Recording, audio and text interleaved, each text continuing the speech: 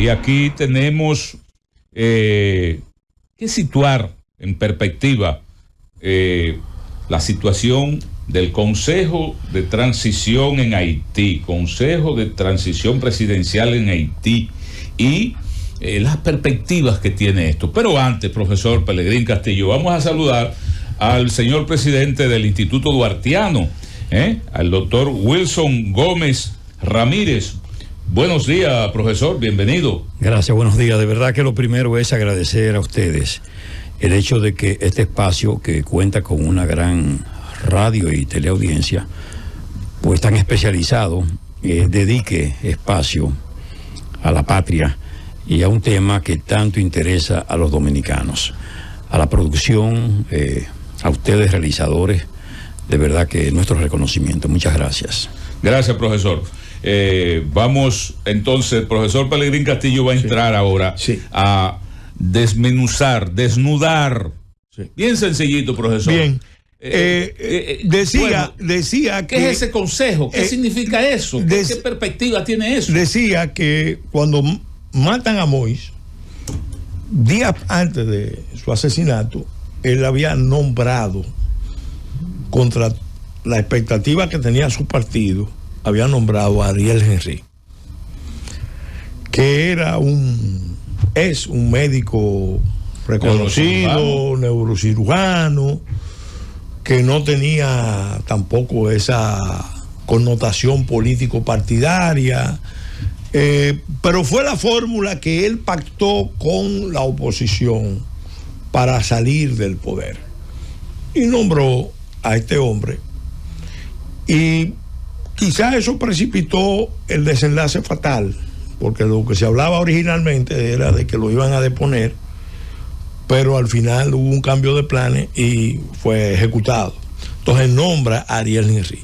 Ariel Henry no tiene una base fuerte propia.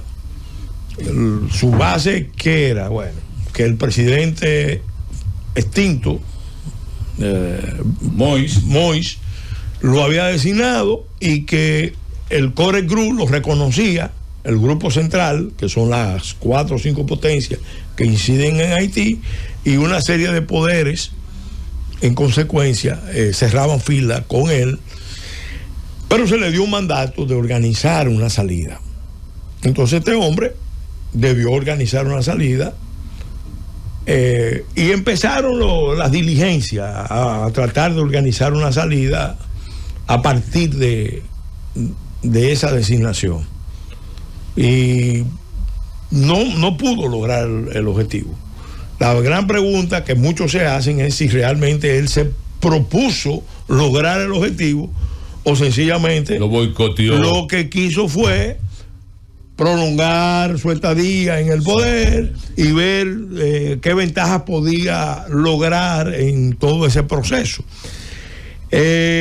Al final, él jugó un papel, vamos a decir, significativo en el tema de llevar al Consejo de Seguridad de Naciones Unidas la petición de que para darle paso a un proceso democrático era necesario primero pacificar al país, porque ese es el tema medular. Sí. Cómo se pacifica Haití, cómo se desarman a esas bandas o cómo se crea una fuerza de orden público que garantice que se pueda hacer un proceso electoral. En su misma insistencia no dio lugar al fortalecimiento de las bandas y al crecimiento de las bandas. No, ahí lo que está pasando es que esa confrontación histórica que viene avanzando se ha ido exacerbando con el paso del tiempo y obviamente ha generado este cuadro de guerra civil que hay, porque vamos a reconocer, exacto, en Haití lo que hay en curso es una guerra civil.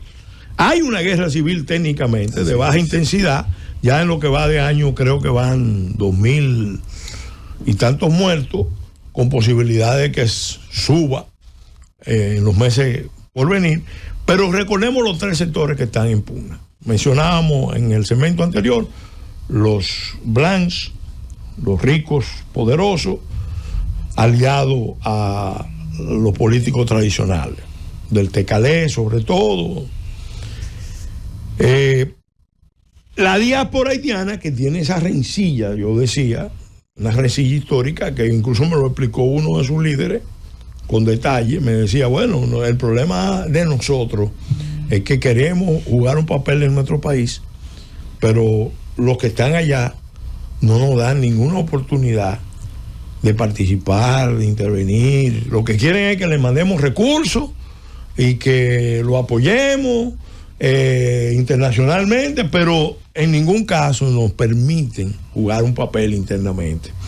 Esa diáspora está resentida con ese sector y también con República Dominicana. El representante de ese grupo es Claude Joseph. Fue canciller contra la República totalmente hostil.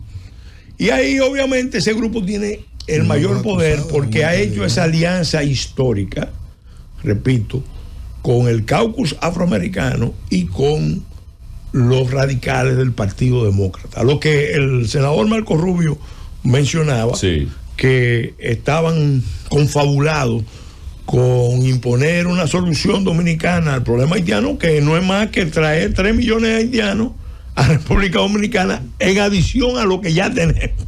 Porque el día que eso suceda, si nosotros permitimos que suceda, ya República Dominicana como nación dominicana, que no lo vamos a permitir. No lo vamos a permitir. Será Haití. Entonces, el tercer grupo es el grupo... No, profesor, yo quiero que usted salte una parte ahí y nos vayamos al consejo actual. Al consejo, mire, al consejo... ¿Qué perspectivas el consejo, tiene eso para el consejo... La formación de este consejo. El consejo es una fórmula, bueno, que se empleó aquí. Sí. Pero aquí teníamos, a diferencia de lo que está pasando en Haití, aquí teníamos a la muerte de Trujillo un ejército. Exacto. Y no cualquier ejército, un ejército muy poderoso. Que después se dividió, pero en ese momento era muy fuerte. Teníamos una policía que tenía mucho control territorial y había una serie de instituciones que permitieron que ese consejo jugara un papel y dieron una transición.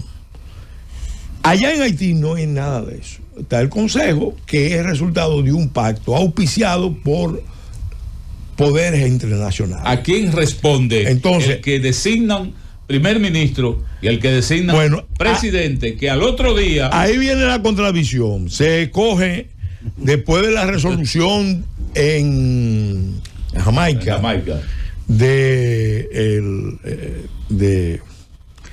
después de la resolución del grupo de CARICOM, donde se establecen una serie de reglas, porque el CARICOM se involucró esta vez, el Core Group pasó a un segundo plano, está ahí, pero decidieron que fueran los países de la región más cercanos a Haití, que jugaran un papel, y entonces el presidente de CARICOM juega un papel, establecen una hoja de ruta, nombraron un consejo presidencial de 9 miembros, 7 con derecho a voto, 2 observadores, y se supone que son representantes de todos los sectores mayores.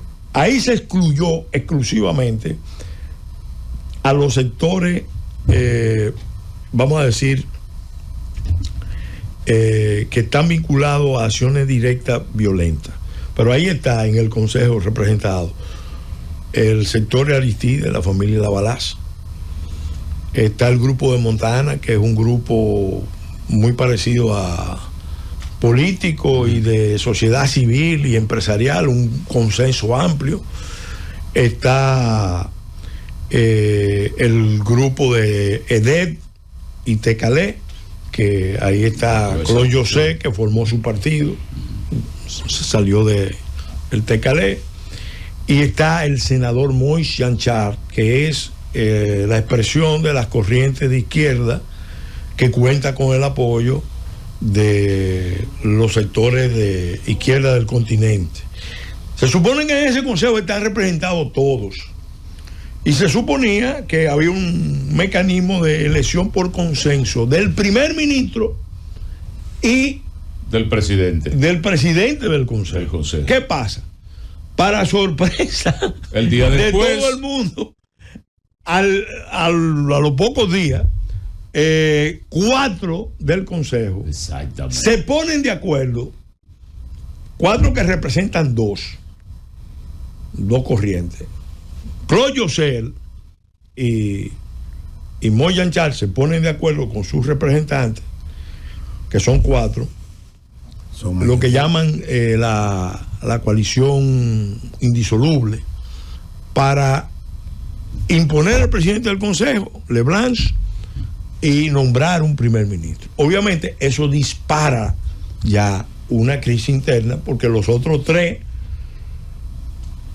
incluido la familia Lavalas, incluido el grupo de Montana, se sienten desplazados, y los 2 observadores se sienten que no tienen nada que hacer, que estos 2 actores se han puesto de acuerdo para ello conducir el proceso.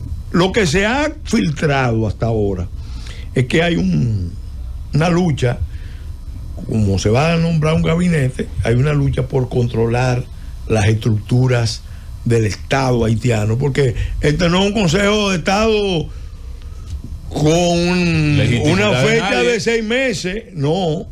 Las elecciones, este es un gobierno mínimo de 2 años. Las elecciones que se están previendo es para el 2026. ¿Qué pasa?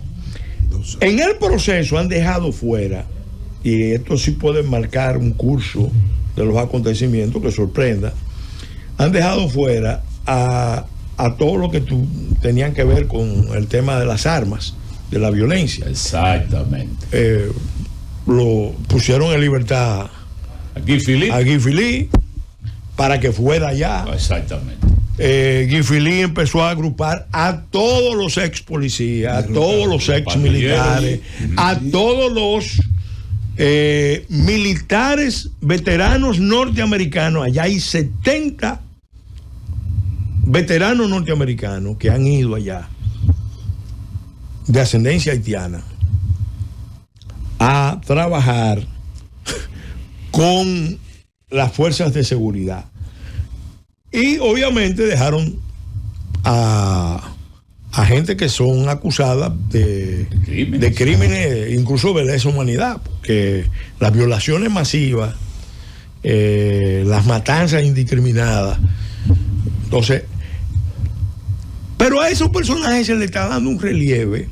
Es como que lo tuvieran en la reserva, porque esa es la Fuerza Armada, y como decía, la Fuerza Armada en el terreno son esa gente. Exacto. Jimmy Jerissier, Barbecue, Guy Philippe, Gentil Vitelón. Exactamente. Una confederación de grupos. Pero ellos están exigiendo que tienen que ser parte del Consejo. Ellos están buscando una salida política. ¿Cuál es la salida política? Bueno, nosotros estamos dispuestos a entregar las armas si nos garantizan lo que suele pasar en la mayoría de los conflictos. Si nos garantizan una salida política, una amnistía de los hechos. Pues siéntate en tu casa tranquilo y tú no has hecho nada. Tú no has hecho nada. Algunos caerán, pero básicamente que sus tropas, porque ellos pusieron en libertad a 4,000 presos. Pero, ¿qué hicieron con los 4,000 presos? Lo integraron a las bandas. Ahora, ¿qué es lo que complica el problema? El problema, si fuera un problema entre haitianos, a mí no me preocupara tanto. El problema es que se está complicando con los problemas regionales. Entonces, fíjese, ahí viene. Vamos a recordar cosas recientes. No, profesor, organíceme la idea de todos los sectores que intentan participar y que complican la cosa, en lo que el profesor, el señor presidente del Instituto Duartiano hace, porque es interesante, presidente, doctor Wilson Gómez Ramírez, presidente del Instituto Duartiano, ¿qué representa en este momento ese consejo? ¿Qué legitimidad tiene? ¿En qué se sustenta? porque nadie, absolutamente nadie, ha generado expectativas, y al contrario, lo que nos crea a nosotros y a toda América es un ruido, porque las declaraciones del señor presidente de Colombia, el doctor Gustavo Petro, ha dicho la pérdida de miles de proyectiles, pero además no se olviden los misiles, granadas, morteros, explosivos y otras cosas. Profesor Wilson Gómez Ramírez, presidente del Instituto Duartiano. El doctor Luis Roa tenía una inquietud, pero vamos a introducir al profesor. Muchas gracias. Bueno, muchas gracias. De verdad, de nuevo, agradecer a ustedes su gentileza. Mire, lo cierto es que nosotros no tenemos una posición optimista frente a lo que está aconteciendo y lo que ha venido aconteciendo en Haití. Ese consejo, como se advierte, es un consejo con una precariedad notoria, como usted ha insinuado, con una base de legitimidad inexistente. Y se advierte inclusive hace un par de días que surgió una confrontación interna precisamente porque se designó un primer ministro que no acepta un grupo que está dentro del Consejo. Pero esa ha sido la tradición haitiana, es decir, esa confrontación interna alrededor de los intereses de orden político en Haití, ¿verdad? Esas contradicciones es una constante. Difícilmente vamos a ver un escenario que difiera de esa particular característica. Lo que preocupa a República Dominicana y a todos nosotros no solo es la situación interna haitiana, entre ellos, sino la actitud asumida por la comunidad internacional. Es decir, nosotros no estamos bajo ninguna circunstancia en la creencia de que Haití solo, sin un acompañamiento sincero, cierto, real, de la comunidad internacional, exactamente, de la comunidad internacional, ¿verdad?, pueda superarse esa situación. Por supuesto, lo deseable es que los pueblos, ellos, resuelvan sus problemas. Y como se sabe, el principio de no intervención es un principio cardinal, fundamental, ¿verdad?, para los sistemas democráticos. Ahora, ¿cuál es la realidad? La realidad es que Haití ha quedado sin la posibilidad de auspiciar una solución a su problemática que no implique la participación activa de la comunidad internacional. Porque lo primero es que pacificar Haití. Y un Haití en las situaciones actuales, donde son grupos irregulares, bandas armadas, las que están ejerciendo el dominio y el poder armado en esa nación, y tienen una posición, presidente, que no es recuerde que el mismo Ariel Henry en Naciones Unidas, en su intervención, dijo que violaban niñas, que se metían en las escuelas, en los hospitales, en todas partes. Exacto. Entonces, ¿puede República Dominicana tener alguna expectativa de esas cosas que acaba de surgir? Efectivamente, pero ahí radica todo. Fíjese que ha habido un esfuerzo de incidentes permanentes de la comunidad internacional. No ha habido franqueza ni sinceridad. Exactamente. Un incidente tras otro, no reaccionan, no apoyan, no concurren en un esfuerzo serio que se advierta como tal, todo lo contrario. Sin embargo, en una política activa de colocar entre la espada y la pared a la República Dominicana, culpándonos a nosotros de cosas de las que no somos responsables, pero además a veces hurgando, buscando cosas nimias, porque por ejemplo aquí se produjo la violación, por lo que se ha dicho, que es un asunto todavía que está, exactamente, tiene la presunción de inocencia el individuo acusado de una violación a una niña. Bueno, eso es grave. Ahora, ¿ha reaccionado esa comunidad internacional a las violaciones colectivas, cotidianas y permanentes que se producen en Haití? Pero además, no ha habido de ninguna manera una posición clara, como hemos dicho, transparente, responsable, ¿verdad?, de esa comunidad internacional y de organismos que por su naturaleza tienen esa responsabilidad, porque la OEA no fue instituida, no fue creada, sino para precisamente ir en auxilio de los estados, de las naciones, de los pueblos que se colocan en una situación de infortunio, en una situación difícil. Eso no se ha producido ni por parte de ese organismo regional, ni por parte tampoco de las Naciones Unidas. Y eso, por supuesto, llama suspicacia, que es lo que quieren.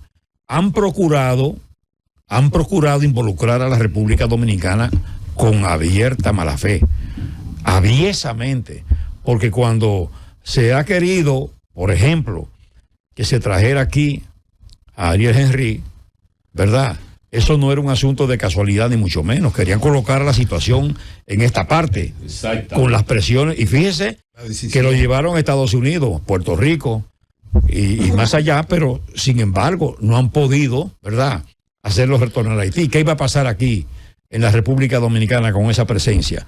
Pero esa ha sido una constante. Fíjese que cuando se produce el magnicidio contra el presidente Moïse, inmediatamente aparecieron dedos señalando a la República Dominicana que habían salido de aquí, que se había fraguado aquí.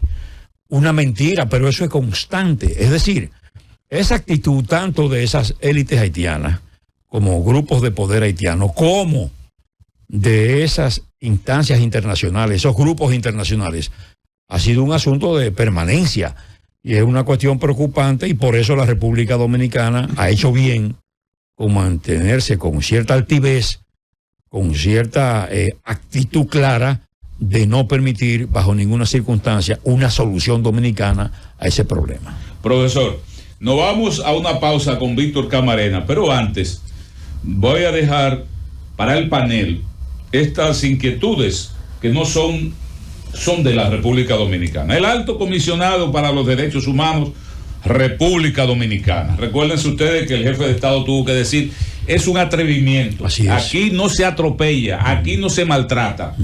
Después el secretario de Estado de Estados Unidos, Anthony Blinken, con Ariel Henry al lado de él, diciendo que venía para la República Dominicana y presionando para que esa preocupación que Henry ya en un avión viniera a la República Dominicana.